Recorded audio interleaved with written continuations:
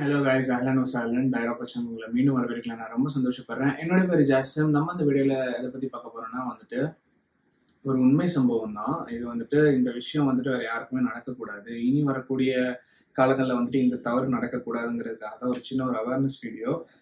இந்த வீடியோல நம்ம கண்டிப்பா நம்ம இட்டாலியை பத்தி பேச போறது கிடையாது.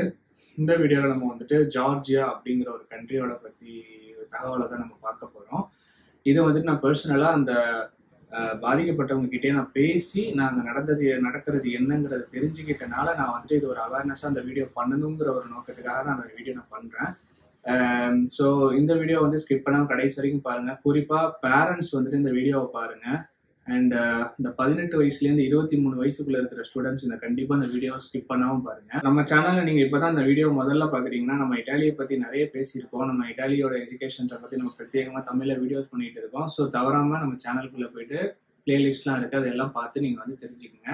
வாங்க நம்ம வீடியோக்குள்ள போகிறோம். ஸோ கைஸ், ஜார்ஜியா, இந்த ஜார்ஜியா அப்படிங்கிற கண்ட்ரியை பற்றி நீங்கள் எந்த அளவுக்கு நீங்கள் தெரிஞ்சிருக்கீங்க அப்படின்னு எனக்கு புரியல.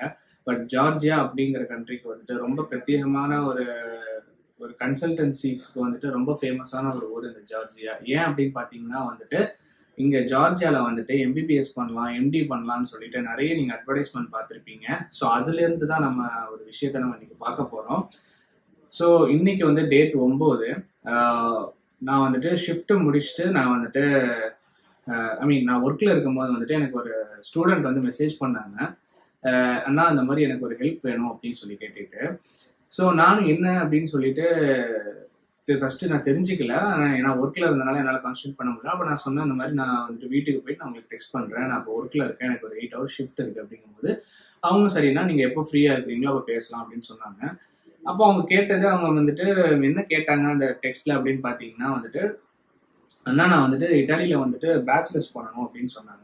உங்களுக்கு தெரியும், நான் என்னோட வீடியோஸ்ல நான் நிறைய வீடியோஸ்ல நான் சொல்லியிருக்கேன், நான் இட்டாலிக்கு வரவங்க பேச்சுலர்ஸ் நான் பண்றதுக்கு நான் அவ்வளோ நான் சஜஸ்ட் பண்ண மாட்டேன் அப்படின்னு சொல்லிட்டு, சரி இது எல்லாமே நம்ம உடனே சொல்லக்கூடாது அப்படின்னு சொல்லிட்டு கொஞ்சம் டைம் எடுத்து நம்ம சொல்லலாம், ஃப்ரீ ஆகிட்டு பேசலாம்னு சொல்லிட்டு நானும் வீட்டுக்கு வந்தேன். எனக்கு வீட்டுக்கு வரத்துக்கு மிட்நைட் 1 o'clock கிட்ட ஆயிடுச்சு. ஜார்ஜியாவில் அந்த டைம் 2 hours எங்களுக்கு முன்னாடி, அதாவது அவங்களுக்கு 3 மணினா எனக்கு 1 மணி. ஸோ அவங்க நான் டெக்ஸ்ட் பண்ண அந்த மாதிரி நான் ரீச் ஆகிட்டேன், உங்களுக்கு என்ன டவுட்னா கேளுங்க, நான் சொல்கிறேன் அப்படின்னு சொல்லிட்டு. அப்போ சொன்னாங்க, இந்த மாதிரி எனக்கு இந்த டவுட்டுனா அப்படின்னு சொன்னாங்க. அப்போ நான் சொன்னேன், இது எல்லாமே நம்ம டெக்ஸ்ட்டில் பேசுறதுக்கு பதிலாக நீங்கள் எப்போ ஃப்ரீன்னு சொல்லுங்கள், நான் உங்களுக்கு கால்ல நான் சொல்லிடுறேன் அப்படின்னு சொல்லும்போது ஒரு நண்பர் ஒரு ஸ்டூடெண்ட் எனக்கு கால் பண்ணாப்புல. அவங்களோட மியூச்சுவல் ஃப்ரெண்டு போல. அப்போ ஆக்சுவலி அந்த ஸ்டூடெண்ட் ஒரு பொண்ணு என்கிட்ட ஃபஸ்ட்டு அண்ணான்னு சொல்லி பேசினவங்க என்ன சொல்கிறாங்க அப்படின்னு பார்த்தீங்கன்னா, அண்ணா அந்த மாதிரி நான் எம்டி பண்ணிட்டு இருக்கேன். ஸோ ஜார்ஜியா அப்படிங்கிற கண்ட்ரியில் எம்பிபிஎஸ்க்கு அங்கே டிகிரி எம்டின்னு தான் சொல்லுவாங்க. நம்ம ஊரில் எம்டினா மாஸ்டர் ஆஃப் மெடிசின் சொல்லுவாங்க. அங்கே எம்பிபிஎஸ்கே எம்டி டிகிரி 6 வருஷம் அந்த மாதிரி டியூரேஷன் கோர்சஸ்லாம் கோர்ஸ் டியூரேஷன் 6 வருஷம் போல. கிட்டத்தட்ட 6 வருஷம், 5.5 வருஷம் ஸ்டடீஸு, ஒரு 6 மாதம் இன்டர்ன்ஷிப் எல்லாம் சேர்த்து ஒரு 6 வருஷம் வரும் போல. ஸோ அவங்க இப்படி சொல்கிறாங்க, நான் 5th செமஸ்டரில் இருக்கேன், பட் எனக்கு பெரிய இன்ட்ரெஸ்ட் இல்லை, இங்கே எனக்கு பெருசாக ஃபெசிலிட்டிஸ் அவைலபிளாக இல்லை, அதனால நான் டிஸ்கன்டினியூ பண்ணிட்டு நான் எனக்கு பிஸ்னஸில் ரொம்ப இன்ட்ரெஸ்ட் இருக்கேன்னா அந்த மாதிரி நான் போகணும், இந்த மாதிரி இந்த கண்ட்ரீஸில் போய் படிக்கணும், ஆனால் ஃப்ரீயாக படிக்கணும், எஜுகேஷன் இந்த ஸ்காலர்ஷிப்போடு சேர்ந்து படிக்கணும் அப்படின்னு சொல்லிட்டு சொல்கிறாங்க. அப்போ தான் எனக்கு ஒரு கியூரியாசிட்டி உண்டாகுது, ஏன் வேணான்னு சொல்லிட்டு சொல்கிறாங்க அப்படின்னு.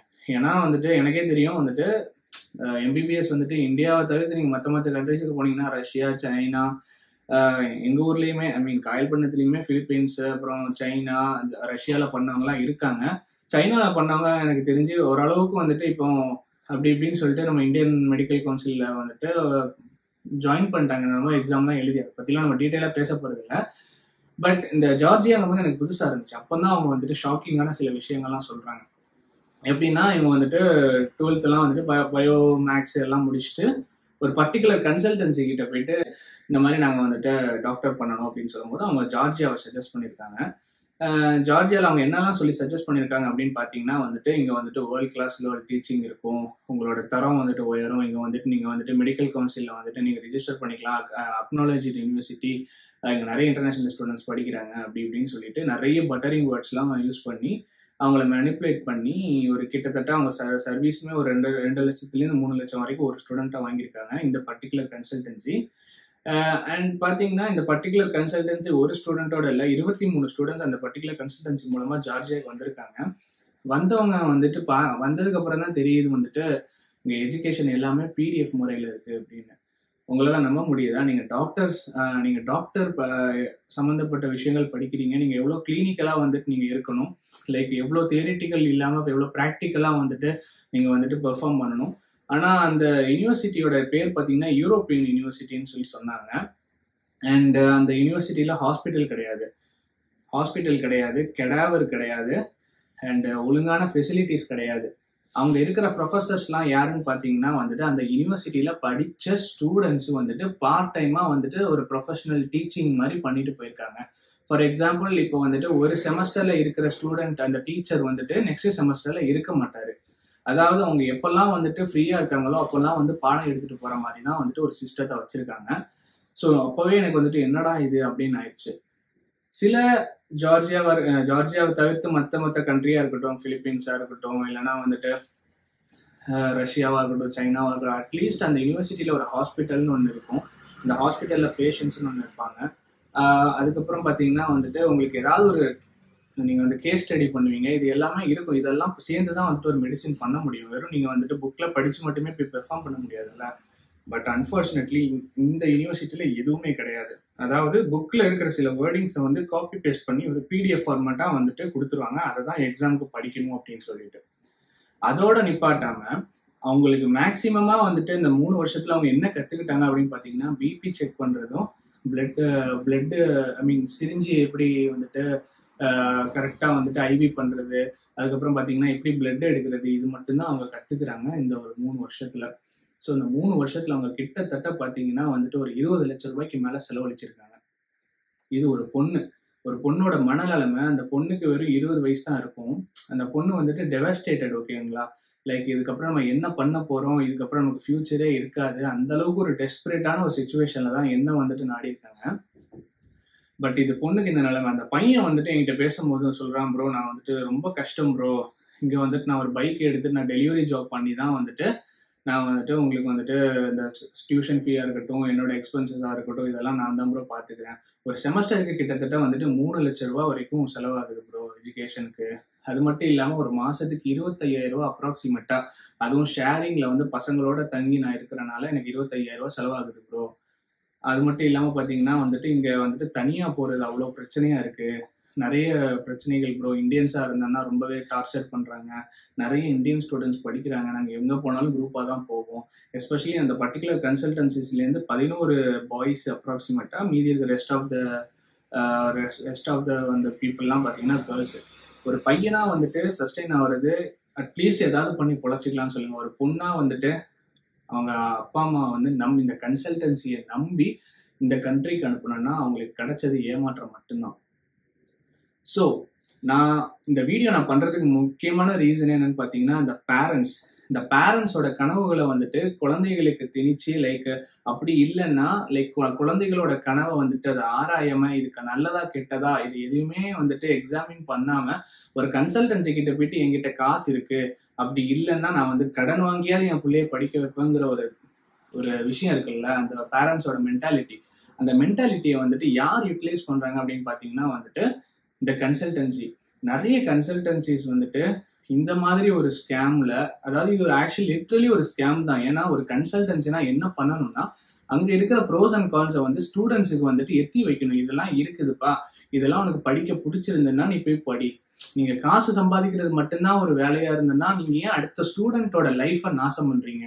இந்த மாதிரி ஜார்ஜியாங்கிற ஒரு கண்ட்ரிக்கு போய் படிக்கிறவங்க வந்துட்டு ரொம்ப வசதி வாய்ப்போட இருக்கிறவங்க எல்லாம் அங்க போய் படிக்க மாட்டாங்க. நான் என்ன மாதிரி ஒரு மிடில் கிளாஸ் அப்படிங்கிறவங்க மட்டும்தான் போயிட்டு, மிடில் கிளாஸ் பசங்க மட்டும்தாங்க மாட்டுவாங்க இந்த மாதிரி ஒரு தேவையில்லாத ஒரு சுச்சுவேஷன்ல. அதுவும் யோசிச்சு பாருங்க, 18லேருந்து ஒரு 23 வயசு வரைக்கும் வந்துட்டு நமக்கு என்ன நல்லது கெட்டதுன்னே தெரியாது. அப்பந்தான் வாழ்க்கையை வந்துட்டு நம்ம வந்துட்டு ஒரு ஸ்டார்ட் பண்ணலாம், நம்ம வந்துட்டு ஒரு எக்ஸ்பீரியன்ஸுக்காக வந்துட்டு ஆரம்பிப்போம். ஆனா அந்த டைம்லயுமே இந்த அளவுக்கு ஒரு மன உளைச்சல்லாம் வந்துட்டு இவங்க கொடுக்குறாங்கன்னா அப்ப எந்த அளவுக்கு அவங்க பாதிக்கப்பட்டிருப்பாங்கன்னு நீங்க யோசிச்சு பாருங்க. அண்ட் இந்த வீடியோ யாராவது கன்சல்டன்சில ஒர்க் பண்றவங்க பாக்குறீங்களா, நல்லா இருப்பீங்க. நீங்க வந்துட்டு ஒரு சர்வீஸா பண்ணணும்னு நினைச்சு காசு வாங்குங்க, அடுத்தவங்களை ஏமாத்தணும்னு நினைச்சு காசு பண்ணாதீங்க. இதுல உங்களுக்கு எந்த ஒரு பயனுமே கிடைக்கப்படாது. அடுத்தவங்களோட சாபம் மட்டும்தான் உங்களுக்கு கிடைக்கும். பட் எனக்கு தெரிஞ்சு சில கன்சல்டன்சிஸ் எல்லாம் இருக்காங்க, அவங்க வாங்குற காசுக்கு நியாயமா வேலை பார்க்குறாங்க. மற்ற எல்லா கன்சல்டன்சியுமே நான் குறை சொல்லவே விரும்பல. இந்த மாதிரி வந்துட்டு ஒருத்தவங்க வந்துட்டு பசியில இருக்கிறவனை போயிட்டு அடிச்சு பிச்சு திங்கிற மாதிரிதான் இருக்கு இந்த மாதிரி வேலைகள்லாம் பாக்குறது. இந்த விஷயம் வந்து ஜார்ஜியாவோட மட்டும் நிக்க போறது கிடையாது. இந்த மாதிரி ஒரு சுச்சுவேஷன் எல்லா கண்ட்ரிக்குமே வரலாம். இட்டாலிக்கு வரலாம், ஜெர்மனிக்கு வரலாம், ரஷ்யாவுக்கு வரலாம். எந்த கண்ட்ரிக்கு நீங்க ஸ்டூடெண்டா போனாலும் வரலாம். எனக்கு தெரிஞ்சு இட்டாலியில வந்துட்டு என்னோட ஜூனியர் ஒரு பையன், அந்த பையனோட ஃப்ரெண்டு வந்துட்டு ஒரு பொண்ணு, இந்த மாதிரி பேச்சுலர்ஸ்க்கு வந்த பொண்ணு தான். திடீர்னு மென்டலி டிஸ்டர்ப்ட் ஆகி ஒரு மாதிரி பித்து பிடிச்சு போய் ஹாஸ்பிட்டலைஸ்ட் ஆயிடுச்சு. அந்த பொண்ணை திருப்பி வந்து என்ன சொல்றதுமா எல்லாருமா சேர்ந்து அந்த பொண்ணுக்கு ஒரு மாதிரி என்ன சொல்றது, ஷீ வெண்ட் மேட். அந்த மாதிரி அந்த அளவுக்கு அவளோட கம்ப்ளீட்லி அவள் லாஸ்ட் ஹர் மைண்ட். அந்த பொண்ணு வந்து ஃபுல்லாவே அந்த பொண்ணுக்கு என்ன நடக்குதுன்னே தெரியாம அந்த அளவுக்கு ஒரு டிப்ரெஷன்ல போயிட்டு இந்த மாதிரி பண்ணிக்கிச்சு. சரிங்களா? அந்த பொண்ணை கடைசியா வந்துட்டு இங்கிருந்து சேஃபா கண்ட்ரிக்கு வந்துட்டு அனுப்பி வச்சாச்சு, இந்தியாவுக்கு அனுப்பி வச்சாச்சு. நான் உங்களுக்கு இந்த வீடியோல நான் வந்துட்டு என்ன சொல்ல வரேன்னா, நல்லா இருப்பீங்க நீங்க வந்துட்டு ஒரு 18 to 23 உங்களோட பேச்சுலர்ஸ் நீங்க இந்தியாவில பண்ணுங்க. நீங்க வந்துட்டு உங்ககிட்ட காசு இருக்கட்டும் இல்லாம போட்டாது எதுவுமே பிரச்சனை கிடையாது. நீங்க வந்துட்டு பேச்சுலர்ஸ் இங்க வந்து படிக்கிற அளவுக்கு உங்களுக்கு வயசு பத்தாதுங்க. திருப்பியும் சொல்றேன், உங்களால ஒரு சிச்சுவேஷன் எப்படி ஹேண்டில் பண்ணணும்னு தெரியாது. 23 வயசுக்கு மேல வரவங்களுக்கே இங்க கொடுக்குற ப்ரெஷர், அதாவது இங்க வரவங்க எல்லாருமே வந்துட்டு ரொம்ப இன்டெலிஜென்டாலாம் வரது கிடையாது. இங்க வந்து கத்துக்கிறது தான். அந்த கத்துக்கிற அந்த ஸ்டேஜ் இருக்குல்ல, ரொம்ப கஷ்டமான ஸ்டேஜ். நானே வந்துட்டு இது வரைக்கும் நான் வந்துட்டு ஒரு 5 செமஸ்டர்ல நான் இங்க ஸ்டூடெண்டா இருக்கேன். இது என்னோட 3rd இயர். நானும் எவ்வளவு தடவை குவிட் பண்ணலாம்னு நினைச்சிருக்கேன் தெரியுமா? எனக்கு அந்த அளவுக்கு ஒரு மென்டல் ப்ரெஷர். சரிங்களா? இங்க வந்துட்டு ஈஸியே கிடையாது. European education is not easy. சரிங்களா? ஃபார் வந்துட்டு ஆவரேஜ் ஸ்டூடெண்ட்ஸ். நானும் ஒரு ஆவரேஜ் ஸ்டூடெண்ட் தான். எனக்கு வந்துட்டு ரொம்பலாம் வந்துட்டு உட்காந்து மணிக்கணக்கெல்லாம் உட்காந்துலாம் படிக்க மாட்டேன். எனக்கு வரதை எழுதுவேன், பாஸ் ஆவேன், அவ்வளவுதான். எனக்கு வந்துட்டு இந்த ரொம்ப வந்துட்டு 100 out of 100 இருக்கிற கேட்டகரிலாம் நான் கிடையாது. எனக்கே வந்துட்டு நிறைய தடவை நான் குவிட் பண்ணணும்னு நினைச்சிருக்கேன். ஃபர்ஸ்ட் செமஸ்டர் இதே ரூம்ல இங்க ஒரு சோஃபா இருக்கும் முன்னாடி. சரிங்களா? இங்க ஒரு பெட் இருக்கும். ஆக்சுவலி இங்கதான் பெட் இருக்கும். இந்த டிவி இருக்குல்ல, இந்த இடத்துல பெட் இருக்கும். ஃபர்ஸ்ட் எக்ஸாம் கொடுத்துட்டு நான் உட்காந்து கதறிட்டு இருந்தேன். ஃபர்ஸ்ட் எக்ஸாம்லேயே ஃபெயில் பண்ணி அனுப்பிட்டேன். என்னோட ஃப்ரெண்டு பிரபாத்னு சொல்லிட்டு நீங்க இந்த டெலிகம்யூனிகேஷன் வீடியோல பார்த்துருப்பீங்க. அந்த வீடியோல இருக்கிற பையன் வந்துட்டு எனக்கு உட்காந்து எனக்கு ஆறுதல் சொல்லிட்டு இருந்தான்.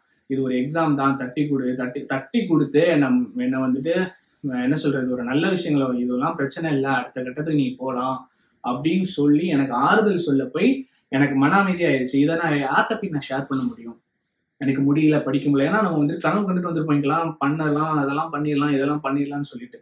பட் ரியாலிட்டி வந்து நீங்க வந்து அனுபவிக்கும் போது தான் தெரியும். இங்க கொடுக்குற மென்டல் ப்ரெஷர், இங்க எஜுகேஷன் ஸ்ட்ரெஸ், இங்க நம்மளோட எக்ஸ்பென்சஸை பார்க்கணும், பார்ட் டைமோட கஷ்டம் எல்லாமே இருக்குது ஒரு ஸ்டூடெண்டா.